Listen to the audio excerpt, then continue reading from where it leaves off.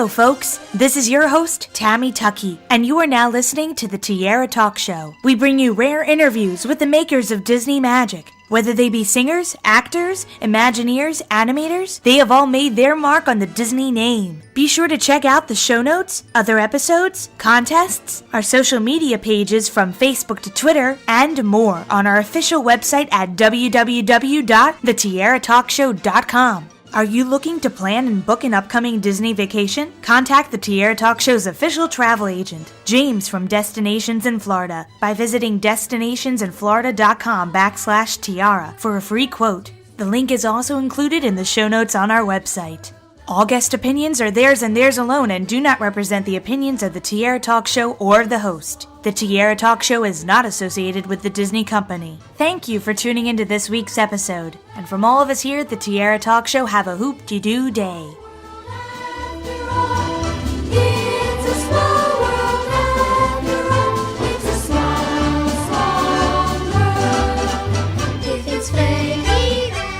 I'm excited to welcome this week's Tiara Talk Show guest, producer of the PBS SoCal special, Richard M. Sherman, Songs of a Lifetime, Don Hahn. Welcome to the show, Don. Thank you very much. It's good to be here. Now, the film has already premiered this past Thursday night on December 17th on PBS, and it's now going to have a national rollout, so we can have even more audience members see this wonderful documentary. Can you talk a little bit about your first encounter with the music of Richard and Robert Sherman? Yeah, I suppose my very first encounter was in the back of an old station wagon at a drive-in movie theater, because we used to go to the movies piled into a station wagon in our pajamas when I was about 5 or 6 years old, and I remember seeing Jungle Book and seeing all these amazing characters and hearing all these great songs, and it's so odd and wonderful that life has led me around full circle to be able to not only meet Richard Sherman but work with him. And yeah, it's been a long ride, but boy, what a great guy, what an amazing body of work he has. Well, he and his brother Bob had a really somewhat of a low profile when I first met them. They had done so much great work in the 60s and 70s with movies like, of course, Mary Poppins, but also Chitty Chitty Bang Bang and Tom Sawyer and, Charlotte's Web. So by the time I met them, it was the late 80s or early 90s. They were still writing, but not as much, and Bob was living in London. So I knew Richard first, and not a lot. I knew him from fan conventions, or I'd crossed paths with him. Of course, I talked to him and said I was a big fan of his, and he knew what I was doing. So it was just great to be able to kind of meet him and get used to him. But it was all kind of at arm's length until last summer when I went out and had lunch with him, and I said, I've seen you play your songbook at so many conventions and events and at the studio, and nobody's ever filmed it. If I got a camera crew and a piano, would you show up and play your songbook for me? So that was kind of what led to this special we filmed, and that was when I started to know Richard really well. I mean, really, it wasn't until the last 6 months that I've gotten to work with him every day, and what a treat it is. He's 87 years old, and he's younger than most of us. In fact, age is just not a factor when you're working with him. He's just a brilliant, brilliant man. Did you ever talk about the process for him creating a song? Yeah, we talk about it a lot, and he's, part of it, of course, is a gift he has, which is to, kind of understand melody and have kind of a gift for turning out melody. A big part of it is that his father was, Richard's father was a songwriter. And a lot of people don't know that, but he was a very successful songwriter in the kind of Tin Pan Alley days, which was a era in New York in the 20s and 30s when songwriters were sitting and batting out songs, one a day and selling them and selling sheet music and making a living out of it. So Richard's dad taught him a lot about structuring a song, making it kind of hit-worthy, coming up with something that was simple and catchy. And then the rest of it is just great collaboration. They always had, Bob and Richard always had a great collaboration themselves. But certainly during their Disney days, they had not just Walt, but a studio around them that was full of storytellers and people that help them fit their songs to either a great attraction, like the Tiki Room or It's a Small World, or great movies.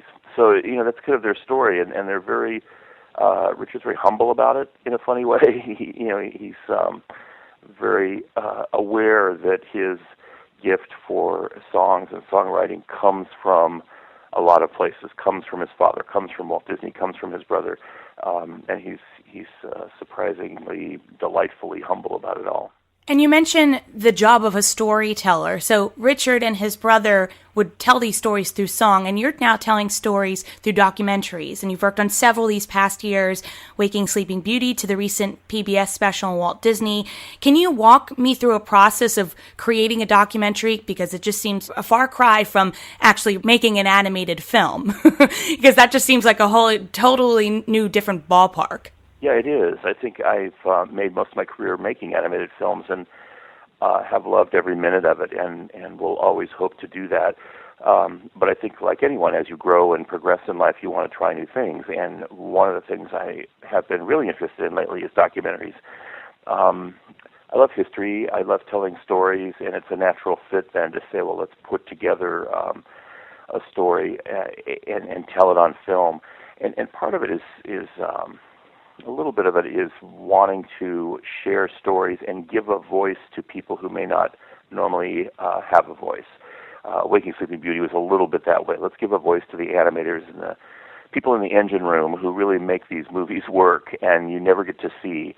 I made a movie a couple years ago called High Ground about veterans returning from Iraq and Afghanistan, and giving a voice to people who really have served their country and now need a way to tell their story. So I love that. I love the opportunity to take my skills from working with so many great people at the studio on animation and be able to turn that a little bit and tell stories on film that are real, that are not fictional.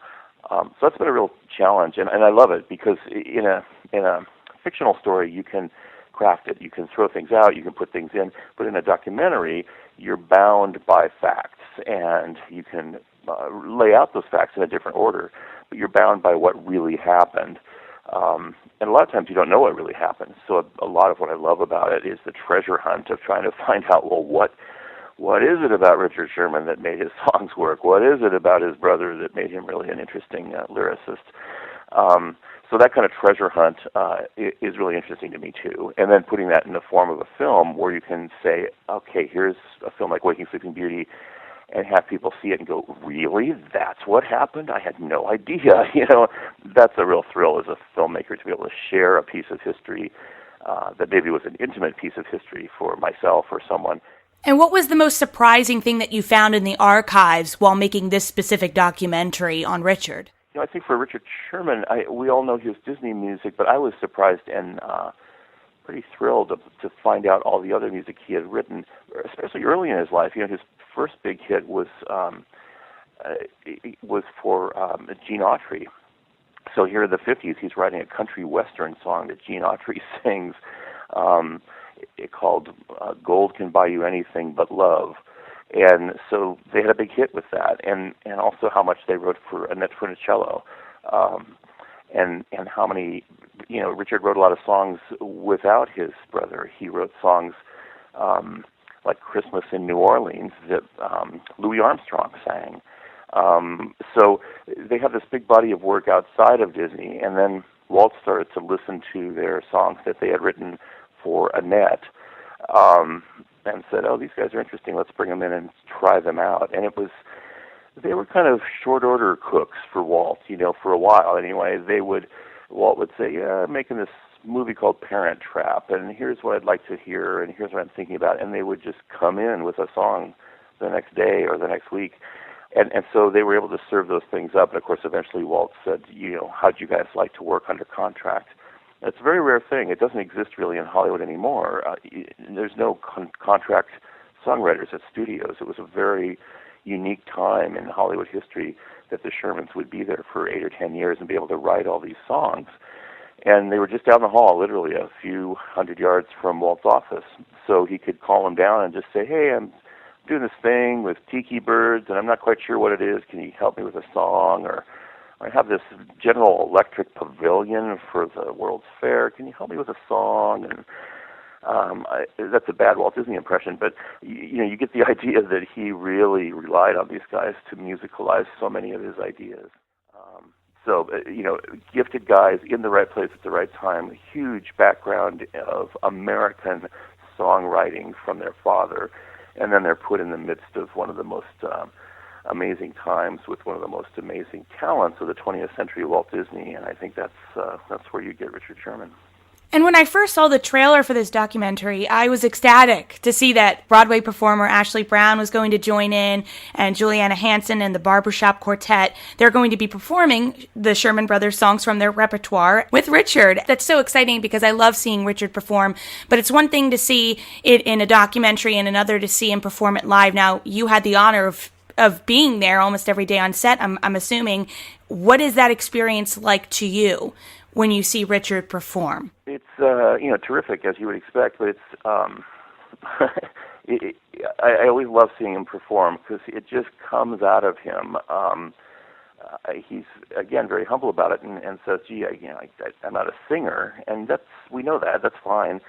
But there's something about hearing him sing that's very sweet and warm and sincere and authentic and right from the heart.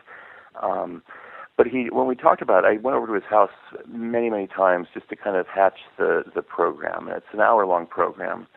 And I not only wanted him to play his songs, I wanted him to tell the stories behind his songs. So every song starts out with just a recap of where he was and how this idea came about. And then we started talking about some of the songs, and he said, it'd be great to get someone to sing this ballad because I can sing it, but it's a beautiful song, like Feed the Birds from Mary Poppins. Maybe we can get Ashley Brown. So I know Ashley, and I emailed her, actually, and I said, Ashley, we have this thing, and I'm thinking about pulling Richard into the studio. Would you do it? She said, yep, I'm there. And the same with Juliana Hanson, who's played Jasmine in the Aladdin stage show at Disneyland for many, many, many months. And she said, yep, I'm there. I'll help out. And the Barbershop Quartet in the piece, whose members sing regularly on Main Street at Disneyland as part of the Dapper Dans of Disneyland. Same thing. I called them up and said, what, I'm doing this kind of tribute show to Richard. He's playing a songbook. There's some of his songs, like We're Your Friends from Jungle Book or Fortuosity from Happiest Millionaire. That'd be sure great to have, somebody sing it with him. They were there in a heartbeat. And I think that's what makes this show so fun, because it's kind of a Richard Sherman and Friends show. And like myself and like you, we all love him and love to hear him sing, but it's also nice to have these great performers of the theater come in and sing with him on some of his numbers. So that was a treat, and I got a chance to produce and direct this show. And I'm not a variety show director by any means. I direct films and documentaries. But, here I am on a soundstage. We rented a soundstage that Frank Sinatra owned at one time, long ago. So it's a historic soundstage, Sunset Boulevard in Los Angeles. We roll in a piano. We bring in the lights. We bring in Richard, and it's like magic. He sits down at the piano and plays these songs, and we were able to capture it all. And that was my dream.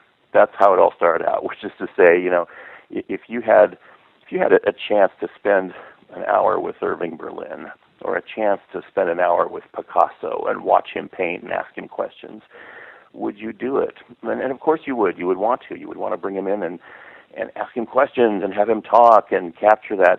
And to me, this is exactly the same thing. So it's a dream come true for me, and that little boy in the back of the Mercury station wagon in his pajamas who first saw Jungle Book had to keep pinching himself, because here I am, and I kept thinking, life is amazing, how it turns us around and puts us together in interesting ways. And here I am, able to work with Richard and honored and thrilled and tickled and you name it to be able to do it. So it was a great experience. And also, you've been doing a couple of panels this past year for Black Cauldron, Emperor's New Groove, Goofy Movie.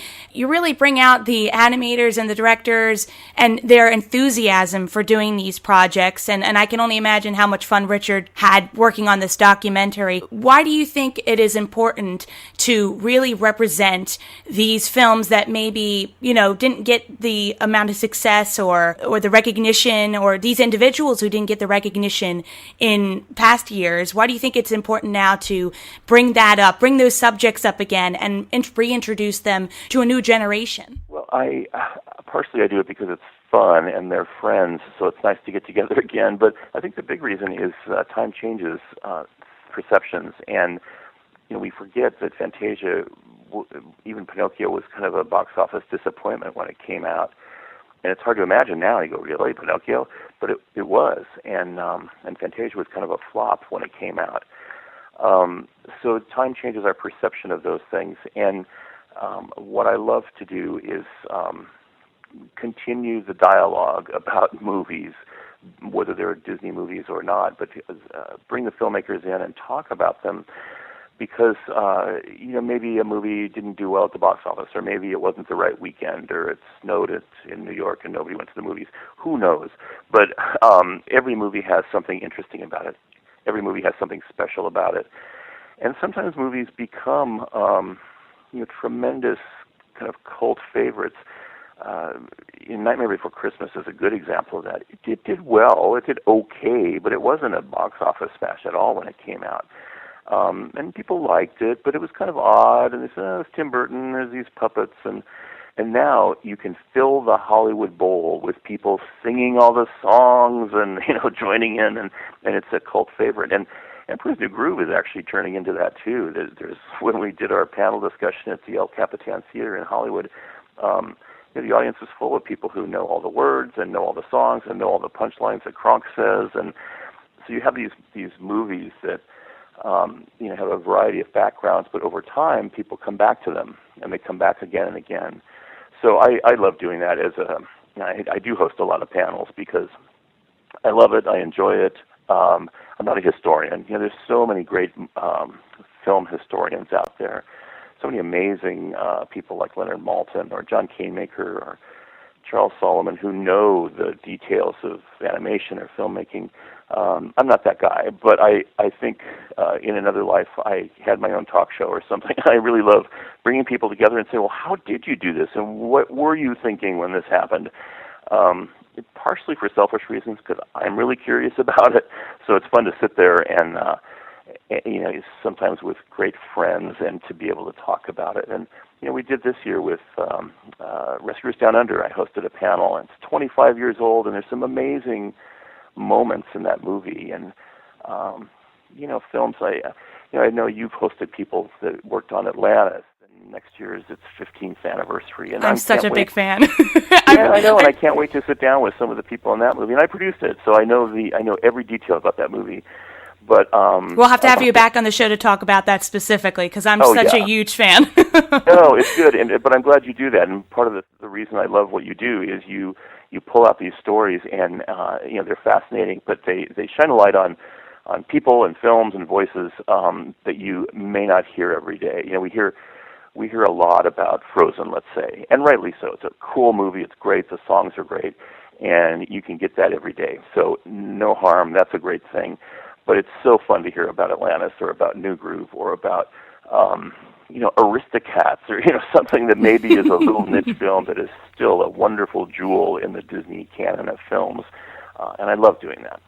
Well, now let's end the show with some Disney-themed questions, because, of course, you must be a Disney fan yourself, because you love some of the older films, and I do, too. So let's start with the Donald one, which is, as a child, what Disney film was one of those that you always loved to watch over and over again? 101 Dalmatians. You have to remember, as a child, we didn't have DVD or videos, so we had to wait till it came out in the theater, and that was cool, because every 7 or 8 years the movie would come back in the theaters, and we would be first in line to go see it. So movies like Dalmatians or Jungle Book were really the movies I grew up on. And our goofy question, what Disney character do you think would be your best friend if you met them in person? Wow. That's pretty interesting. I don't know. I always I always felt like Cogsworth would be a good friend. He's a little bit of a worrywart and a fuss budget. But I always liked Cogsworth a lot. I thought I would be able to calm him down a little bit, and it would be good. But I also like characters that are maybe not the most heroic in the world, like Kronk.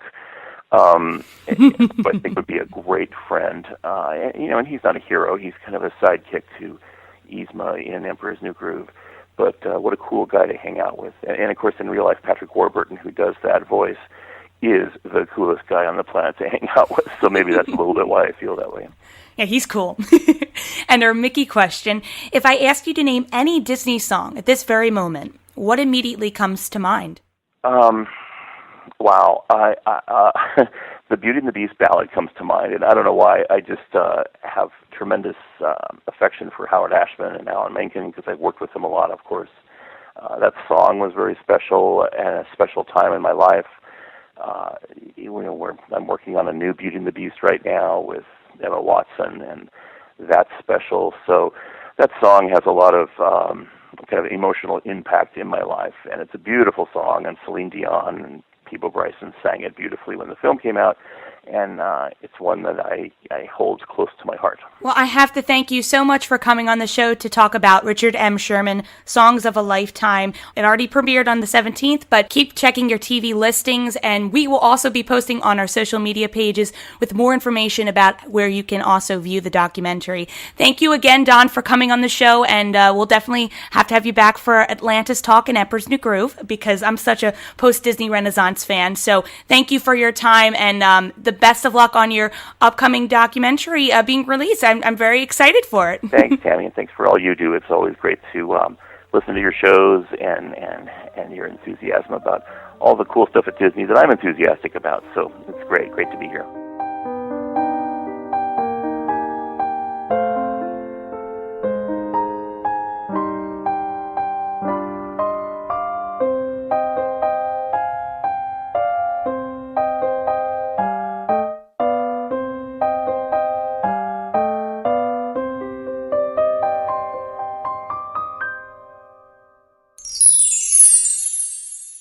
Take it, Kronk. Feel the power. Oh, I can feel it. Our moment of triumph approaches. It's dinner time.